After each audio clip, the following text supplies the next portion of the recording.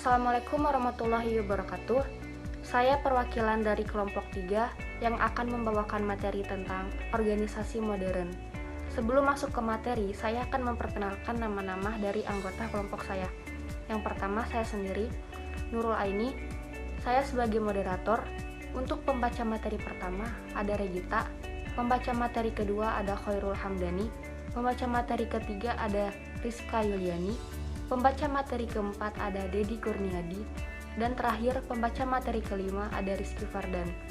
Langsung saja untuk mempersingkat waktu, untuk pembaca materi pertama kepada Saudari Regita, waktu dan tempat kami persilahkan.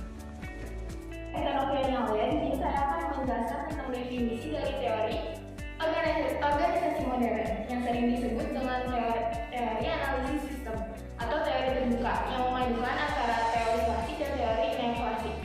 Teori modern adalah multidisiplin dengan sumbangan dari berbagai disiplin ilmu pengetahuan. Teori organisasi modern melihat bahwa semua unsur organisasi sebagai salah satu yang saling bergantungan dan tidak bisa dipisahkan.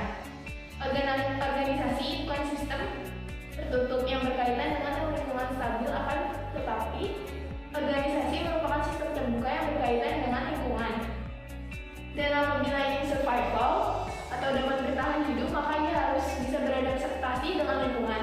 Teori ini muncul pada tahun 1950 sebagai akibat ketidakpuasan dua teori sebelumnya, klasik dan neoklasik. Dengan pendekatan modern menyatakan bahwa yang dimiliki saat ini bukan teori mengenai organisasi, tetapi way of thinking atau cara berpikir mengenai organisasi, cara melihat, menganalisis secara lebih tepat dan mendalam yang dilakukan melalui keteraturan dan regularitas perilaku organisasi yang hanya berlaku untuk suatu lingkungan atau kondisi tertentu. Terima kasih untuk Saudari Regita. Selanjutnya, untuk pembacaan materi kedua ada Saudara Khairul Hamdani. Waktu dan tempat kami persilahkan. Saya Khairul Hamdani dari Administrasi Publik mau menerangkan teori organisasi modern berawal dari 3 dasar pemikiran. Yang pertama, satu, teori klasik memusatkan pandangannya pada analisa dan deskripsi organisasi. Sasaran organisasi dibagi menjadi bagian-bagian lebih kecil sesuai hakikat pekerjaannya. Yang kedua, teori modern menekankan pada perpaduan perencanaan, menyediakan pemenuhan suatu kebutuhan yang menyeluruh. Yang ketiga, ilmu pengetahuan klasik telah membicarakan konsep koordinasi. Terima kasih kepada Saudara Khairul Hamdani. Selanjutnya untuk pembacaan materi ketiga ada Rizka Yuliani. Kepadanya waktu dan tempat kami persilahkan. Saya Rizka Yuliani dari Administrasi Publik akan menjelaskan tentang tokoh pendukung munculnya teori organisasi modern. Yang pertama yaitu Alfred Korzybski tahun 1993, General Semantic, yaitu manusia yang hidup dalam 3 dunia yang berbeda, yaitu dunia peristiwa, dunia objek, dan dunia simbol. Menitik beratkan masalah bahasa dan komunikasi. Topiknya meliputi ringkasan, penyimpulan, kelakuan bahasa, lingkungan komunikasi, sifat kata-kata, dan pentingnya tanggapan. Yang kedua, Chester E. Barnard di tahun 1938 mengatakan bahwa organisasi sebagai suatu sistem sosial yang dinamis, individu, organisasi, penyalur, dan konsumen merupakan bagian dari lingkungan organisasi, aspek organisasi formal dan informal. Lalu yang ketiga, Ludwig von Bertalanffy, organisasi sebagai masalah yang utama bagi seluruh kehidupan, kedinamikaan, sistem internasional, multidimensional, multilevel. Suatu sistem dilihat sebagai suatu kumpulan dari bagian-bagian yang saling berhubungan. Suatu organisasi dalam pandangan yang modern merupakan suatu sistem. Saya akan menjelaskan kembali tentang perbedaan teori klasik dan neoklasik, begitu juga modern.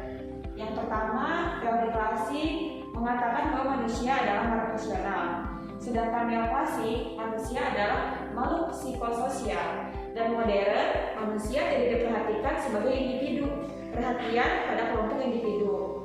Lalu yang kedua, teori klasik mengatakan mampu menentukan anatomi organisasi, sedangkan neoklasik tidak mampu menentukan anatomi organisasi. Sedangkan yang modern mampu menentukan anatomi organisasi secara makro. Yang ketiga, fokus perhatian dari teori klasik yaitu anatomi organisasi atau jumlah personil. Sedangkan neoklasik adalah hubungan antar manusia. Dan teori modern yaitu hubungan organisasi dengan lingkungannya. Dan yang keempat, teori klasik mengatakan bahwa organisasi sama dengan sistem tertutup. Begitupun neoklasik, organisasi sama dengan sistem tertutup. Sedangkan yang modern, organisasi merupakan sistem yang terbuka. Terima kasih kepada Saudari Rizka Yuliani. Selanjutnya untuk pembacaan materi keempat ada Dedi Kurniadi. Kepadanya, waktu dan tempat kami persilahkan. Baik, saya Dedi Kurniadi, kelas sore dari ADP semester 4. Saya akan menjelaskan tentang karakteristik organisasi modern. Mempertimbangkan semua elemen organisasi, memandang organisasi sebagai suatu sistem. Penyesuaian diri agar organisasi itu dapat bertahan lama dalam hidupnya. Organisasi dan lingkungannya harus dilihat sebagai sesuatu yang saling bertergantungan. Kesimpulan dari organisasi modern, teori ini muncul pada tahun 1950 sebagai akibat ketidakpuasan dua teori sebelumnya, yaitu klasik dan neoklasik. Teori modern sering disebut dengan teori analisa sistem atau teori terbuka yang memadukan antara teori klasik dan teori non-klasik. Teori organisasi modern melihat bahwa semua unsur organisasi sebagai satu kesatuan yang saling berkegantungan dan tidak bisa dipisahkan. Organisasi bukanlah sistem tertutup yang berkaitan dengan lingkungan yang stabil, akan tetapi organisasi merupakan sistem terbuka yang berkaitan dengan lingkungan, dan apabila ingin survival atau dapat bertahan hidup, maka ia harus bisa beradaptasi dengan lingkungan. Teori organisasi modern terdiri atas berbagai pandangan, konsep, dan teori yang berorientasi pada sistem dan dikembangkan atas dasar penelitian empiris. Para ahli teori modern memandang organisasi sebagai sebuah sistem yang adiktif. Terima kasih kepada Saudara Dedi Kurniadi. Selanjutnya untuk pembacaan materi kelima ada Rizky Fardan. Kepadanya, waktu dan tempat kami persilahkan. Saya Muhammad Rizky Fardan, administrasi publik kelas sore, akan menjelaskan sifat-sifat teori organisasi modern. Satu yaitu adaptif, kedua deskriptif, ketiga memandang suatu organisasi sebagai suatu sistem yang terdiri atas 5 bagian pokok, yaitu input, proses, output, arus balik, dan lingkungan. Yang keempat yaitu kedinamisan, kelima multi-level, 6 multi-motivasi, 7 multidisipliner, 8 multivariabel. Contoh-contoh organisasi modern yang ada di Indonesia saat ini. 1. Yayasan Lembaga Konsumen Indonesia. Kedua, KPCDI, yaitu organisasi yang bergerak di bidang kesehatan pasien cuci darah. Yang ketiga yaitu PBSI. PBSI ini merupakan organisasi yang menaungi kegiatan badminton di seluruh Indonesia. Yang keempat yaitu PKS, merupakan organisasi modern berupa partai politik. Yang kelima yaitu BEM. BEM ini adalah organisasi modern yang ada di lingkungan kampus. Dan yang terakhir yaitu Basarnas, adalah badan besar yang sering menanggulangi bencana-bencana yang ada di Indonesia. Sekian presentasi dari kelompok kami. Semoga bermanfaat.